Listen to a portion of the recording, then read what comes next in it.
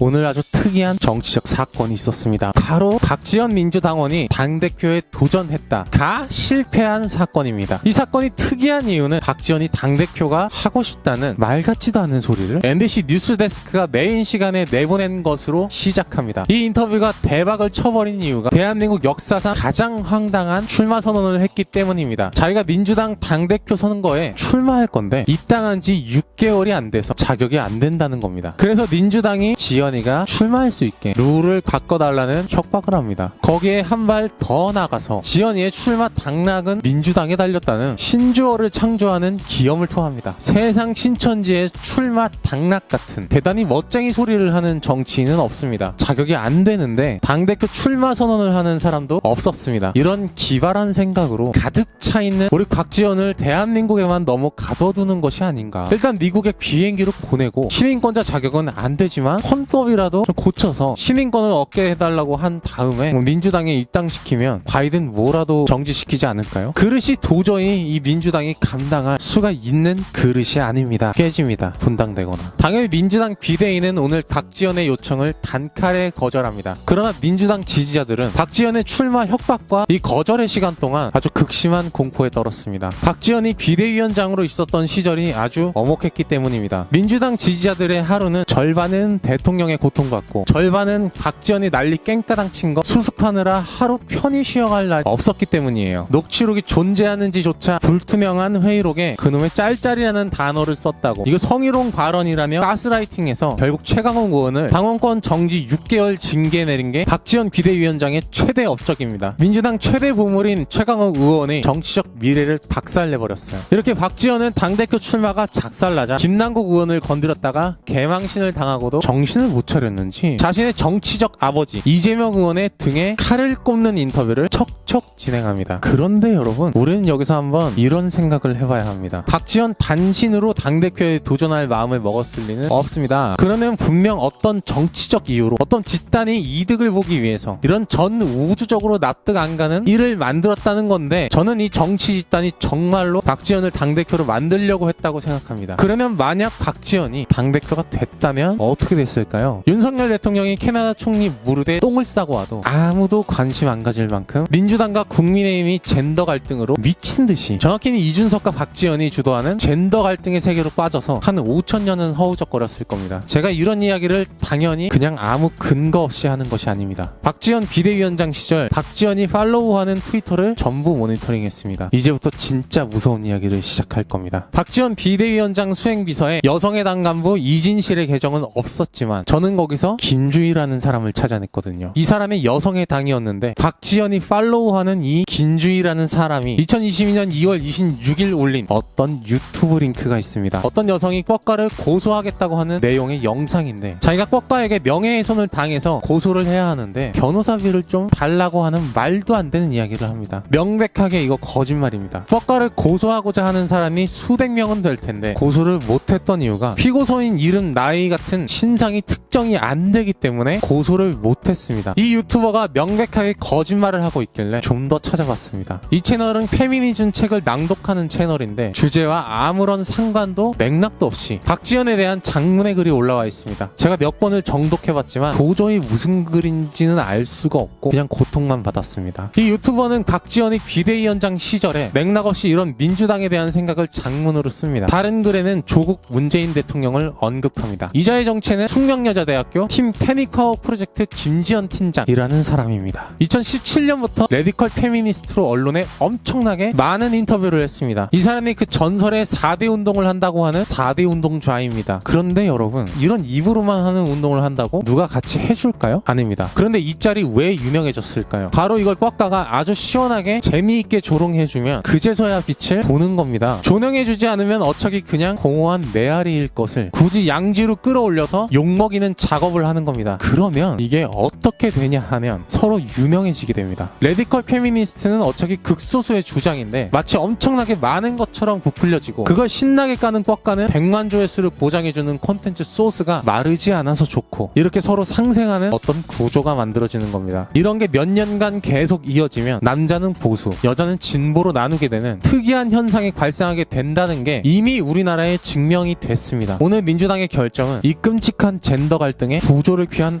아주 잘한 결정입니다. 하지만 이 각지연이라는 악몽은 아직도 정치인을 꿈꾸고 있습니다. 사실 각지연과 이 레디컬 페미니스트의 직접적인 어떤 관계는 아직 드러난 바가 없습니다. 하지만 이 바닥에 우연 같은 건 없습니다. 고양이 뉴스 원재은이었습니다. 안녕!